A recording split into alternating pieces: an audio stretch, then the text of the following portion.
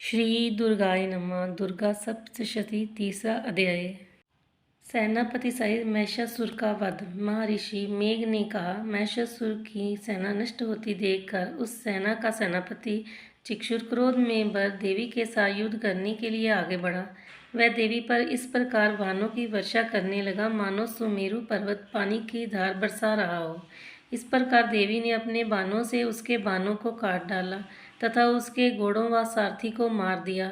साथ ही उसके धनुष और उसकी अत्यंत ऊंची ध्वजा को भी काटकर नीचे गिरा दिया।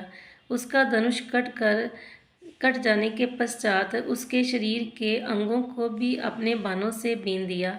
धनुष और घोड़ों और सारथी के नष्ट हो जाने पर वह असुर ढाल और तलवार लेकर देवी की तरफ आया। उसने अपनी तीक्ष्ण धार वाली तलवार से देवी के सिंह के मस्तक पर प्रहार किया और बड़े वेग से देवी की बाईं भुजा पर वार किया, किंतु देवी की बाईं भुजा को छूते ही उस दैत्य की तलवार टूटकर दो टुकड़े हो गई।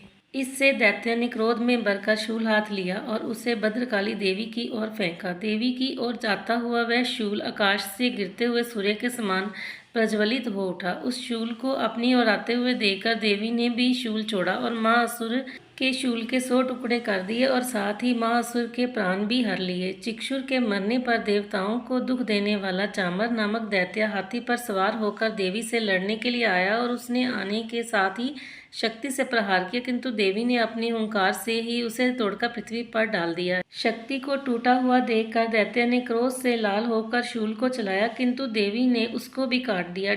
इतने में देवी का सिंह उछलकर हाथी के मस्तक पर सवार हो गया और दैत्यों के साथ बहुत ही तीव्र युद्ध करने लगा। फिर वह दोनों लड़ते हुए हाथी पर से पृथ्वी पर आ गिरे और दोनों बड़े क्रोध से लड़ने लगे। फिर सिंह बड़े जोर से आकाश की ओर उछला और जब पृथ्वी की ओर आया तो अपने पंजे से चामर का सिर धड़ से अलग कर दिया। क्रोध से भरी हुई देवी ने शिला और वृक्ष आदि की चोटों से उदगर को भी मार दिया। कराल को दांतों, मुक्कों और थप्पड़ों से चूर्ण कर डाला। क्रोध हुई देवी ने गदा के प्रहार से उद्धत दैत्य को मार गिराया।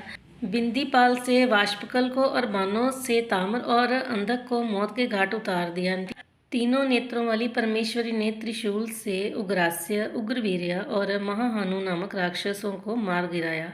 उसने अपनी तलवार से विडाल नामक दैत्य को सिर काट डाला तथा अपने बाणों से दुर्धर और दुर्मुख राक्षसों को यमलोक में पहुंचा दिया। इस प्रकार जब महिषासुर ने देखा कि देवी ने मेरी सेना को नष्ट कर दिया है तो वह बैंसे का रूप धारण कर देवी के गणों को दुख देने लगा। उन गणों में कितनों को उसने मुख के प्रहार से, कितनों को खुरों से, कितनों को पूंछ से, कितनों को सींगों से, बहुतों को दौड़ने के वेग से, अनेकों को सिंहनाद से, कितनों को चक्र देकर, कितनों को श्वास बाजू के झोंकों से पृथ्वी पर गिरा दिया।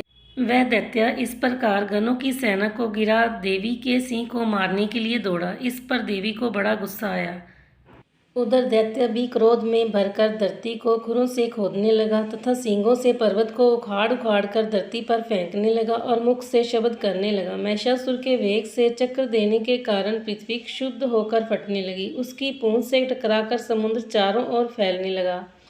हिलते हुए सींगों के आघात से मेघ खंड खंड हो गए और श्वास से आकाश में उड़ते हुए पर्वत फटने लगे। इस तरह क्रोध में भरे हुए राक्षस को देख चंडिका को भी क्रोध आ गया और वह उसे मारने के लिए क्रोध में भर गई। देवी ने पाश फेंक कर दैत्य को बांध लिया और उसने बंध जाने पर दैत्य का रूप त्याग दिया और सिंह का रूप बना लिया। और ज्यों ही देवी उसका सिर काटने के लिए तैयार हुई कि उसने पुरुष का रूप बना लिया, जो कि हाथ में तलवार लिए हुए था। देवी ने तुरंत अपने बाणों के साथ उस पुरुष को उसकी तलवार ढाल सहित बीन डाला।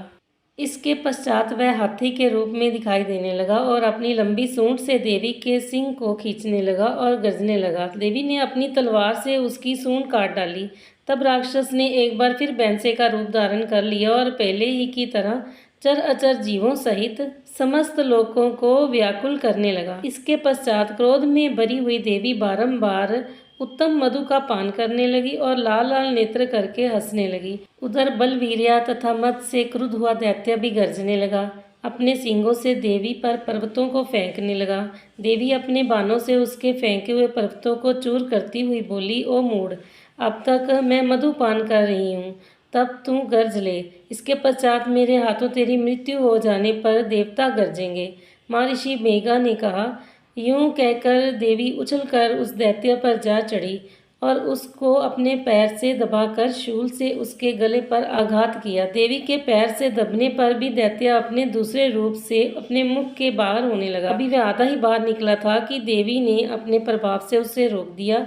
जब वह आधा निकला हुआ ही दैत्य युद्ध करने लगा तो देवी ने अपनी तलवार से उसका सिर काट दिया। इसके पश्चात सारी राक्षस सेना हाहाकार करती हुई वहां से भाग खड़ी हुई और सब देवता अत्यंत प्रसन्न हुए और ऋषियों महर्षियों सहित देवी की स्तुति करने लगे। गंधर्व राज गान करने लगे और अप्सराएं नृत्य करने लगी। जय माता दी।